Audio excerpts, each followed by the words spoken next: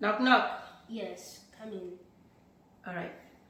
So I will do hand hygiene and I will provide privacy for my patient. Hello, my name is Nurse Roslyn. I'm going to be your nurse for today. Can you tell me your name and date of birth? My name is John Smith, and my date of birth is September 12, 1982. All right, thank you, sir. All right, today I'm here to do your head to chest assessment. Is that okay with you? Yes, it's okay. It's okay with you. So patient has given me the permission to do the head to chest assessment with him. At this point, I'm going to take vital signs of him. I will do the blood pressure, the temperature, I'll do pulse, I'll check the O2 sat, and I will assess pain. Tell me if you are in any kind of pain today. No. No.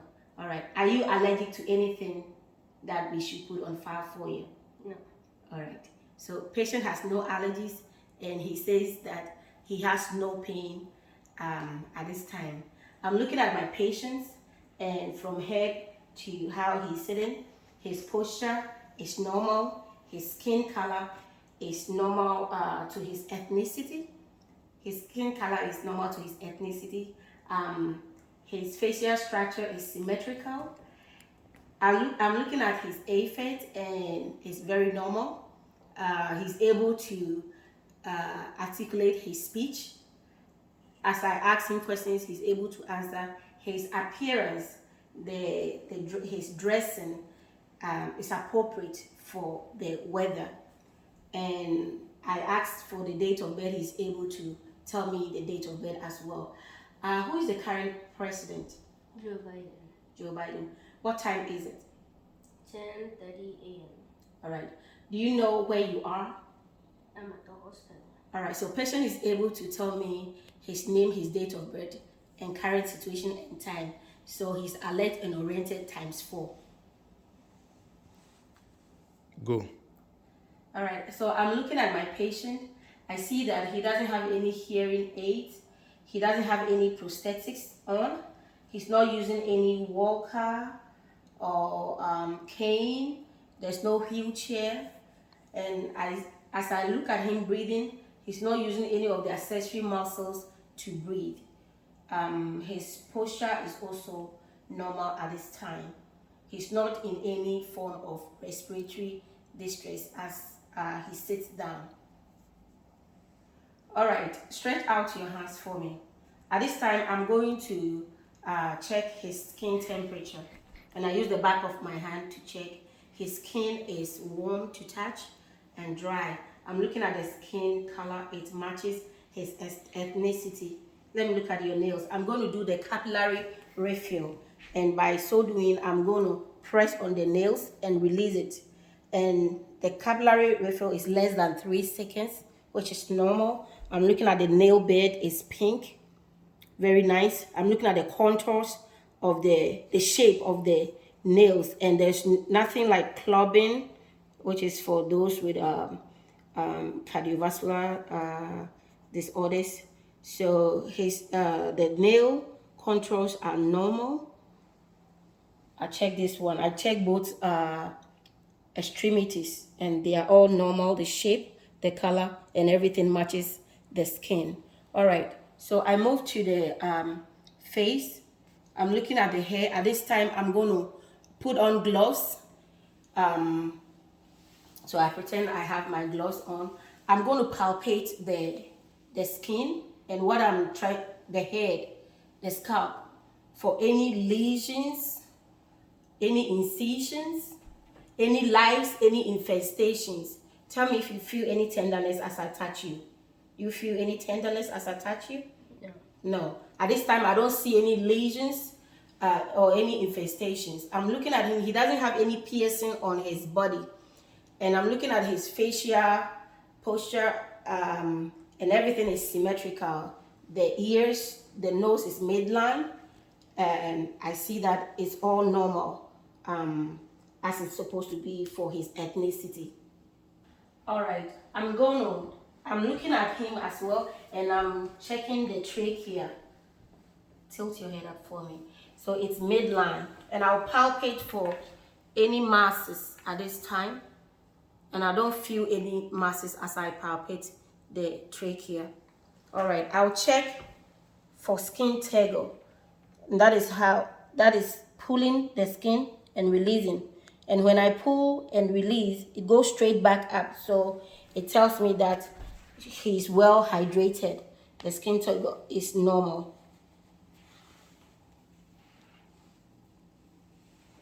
All right, at this time, I move to the eyes. I'm going to inspect the ocular structures of the eye.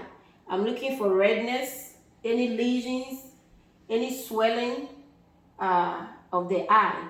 And I don't see anything. It all looks normal to me. I'm looking at the eyelid, eyelashes. There's no swelling of any sort. The sclera is white as it's supposed to be. It's normal. The sclera is white. And then, can you look up like that? I look at the conjunctiva. Conjunctiva is pink and is moist. I'm looking at the pupil, the iris, the pupil, and the both iris and both pupil look normal to me. I don't see any anisocoria. I don't see any cross eye. I don't see any lesions coming out of the corners of the conjunctiva, any of that sort. Right now, I'm going to check for how the people constrict and react to light and how they accommodate. All right, so I'm going to see how his people accommodate and react to light and to objects that comes close to him.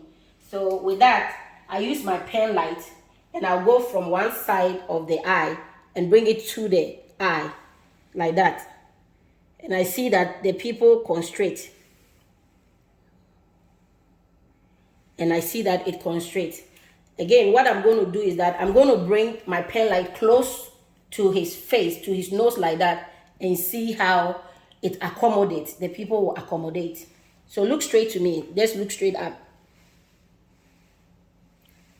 And again, I see that the people is accommodative. So I can say that the people is reactive and accommodative to light. All right, and that's for the eye. So I move to the ears, and I'm looking at the external structures here. I don't see any piercing of any sort on the ears. I'm looking at the external meatus of the ear. I don't see any cerumen. I don't see any discharge. I don't see any swellings, any redness around it. I'm going to touch it, palpate. Tell me if you feel any tenderness. Do you feel any tenderness as I touch it? No. Well, how about here, the back of the ear? Do you feel any tenderness? No. No. I'll do the same thing to this side. So as I touch it, tell me if you feel any tenderness. No. No. And I don't see any redness or any swelling, nothing of that sort. No discharge is coming out of the external meatus. All right, I'm going to test his hearing to make sure that he can hear me very well. I will have you close one ear for me. Use your hand to close one ear for me. And I'm going to whisper. Tell me what you hear. 1, 2, 3, 4. All right, I'll have you close the other one. Close the other one for me. 1, 2, 3, 4. So it's telling me that he can hear very well. There's patency in the hearing, and he can hear very well. Okay, so next is the nose. I'm looking at the nose. I see that it's symmetrical in the face, in the facial structure. I don't see, for the outside, I don't see any drainage coming out at the moment. I need you to tilt your head up a little bit. I'm going to use my pen light to check inside the nose, to check for symmetry, and to look up for any inflammation. I don't see any inflammation inside of his nostril, and I see that the septum is midline and the turbinates are pink and moist. There's no drainage. There's no lesions of any sort. At this time, I'll check for patency. I'll have you occlude one nose, and do. Okay, all right. He can breathe well with one nose. Close the other one. There we go. So it's normal at this time. All right, at this time I'm doing the mouth and the his mouth and throat. I'm looking at the external lips. It's moist, it's red, it matches his skin color or how it's supposed to be for his ethnicity. All right, I'll have you open your mouth for me. All right, I'm looking at the teeth. The teeth looks normal to me. I don't see any dental caries or decays. Open your mouth. I'm looking at the tongue. It's pink and moist. I'm looking at the buccal mucosa. It's pink and moist. That's telling me he's well hydrated. All right. I will have you stretch your tongue out. Bring your tongue out. Say ah. All right. I'm looking at the palate. It's midline, and the pharynx. There's no drainage or redness or swelling at this time. And everything looks normal inside for me. All right, I'm going to check the respiratory system, and at this point I'm going to auscultate 6 positions. I'm going to do the right upper lobe, right middle lobe, right lower lobe, and then I'll do the left upper lobe, left lower lobe. I'll do that for the anterior, and then for the posterior I'll do right upper lobe, right lower lobe, left upper lobe, and then left lower lobe. As I look at him sitting down, he's not using any accessory muscles to breathe. We tell me he's comfortable with his breathing. So I'm going to auscultate using the diaphragm part of my stethoscope. I will start from the right side above the clavicle. And I will listen to his breathing. Just breathe normal for me. Take a deep breath.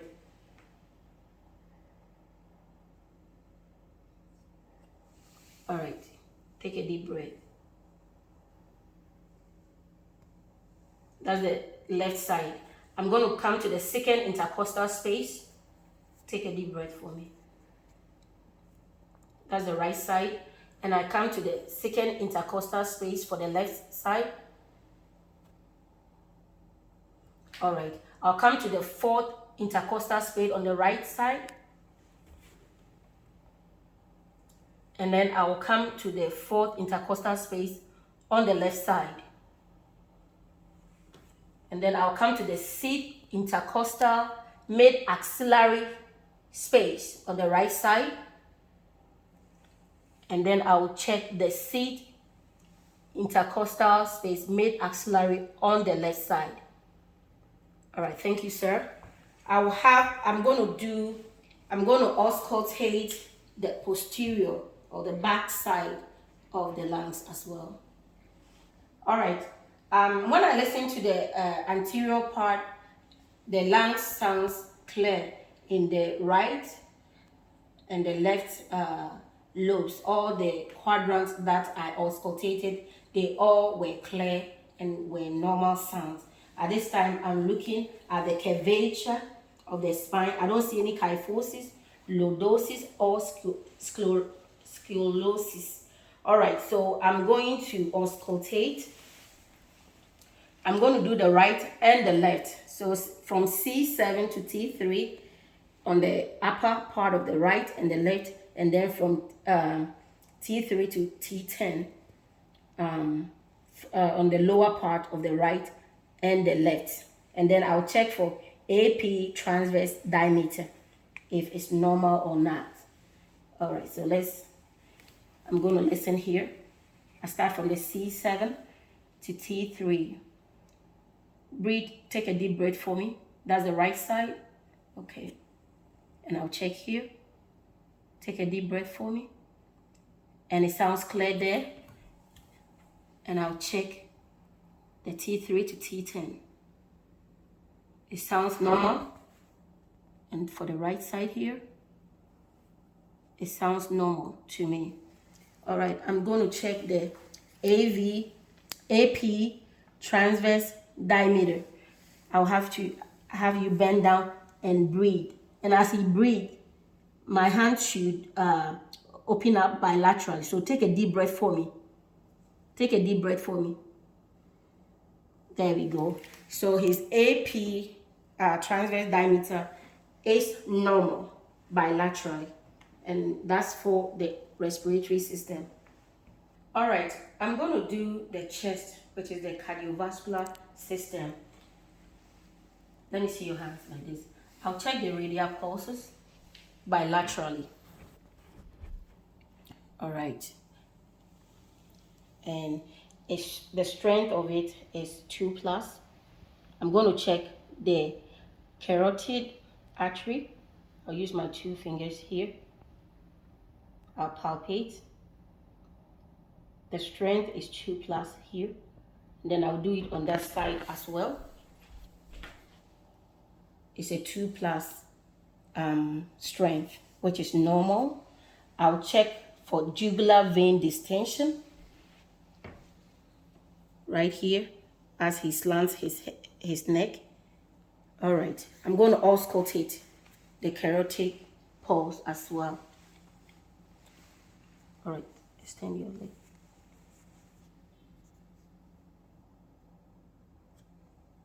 All right, and I will auscultate on the other side as well. I don't see any jugular vein distension. I didn't feel any masses as I touch the jugular veins.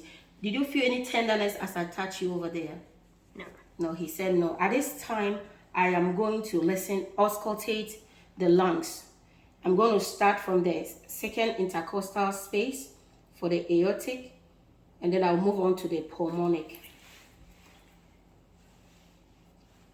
All right. I'm using the diaphragm part of my stethoscope, and I'm going to go down to the from the top to from the base to the apex, and then I'll do it in the transverse way and using the bell part of my stethoscope, and I'll bring it up again. So I start with the aortic valve, and I start from the second intercostal space on the right, and I move to the second intercostal space for the pulmonic valve. Now listen to it. For the lambda. All right. I moved to the third intercostal space for Erb's point, the Erb's point area for lambda sound. I moved to the fourth intercostal space, the tricuspid valve for the lambda sound. And then I moved to the fifth intercostal space for mitral, which is the mitral valve. And now listen, this is where we check for the apical pulse. I'll check for 1 full minute.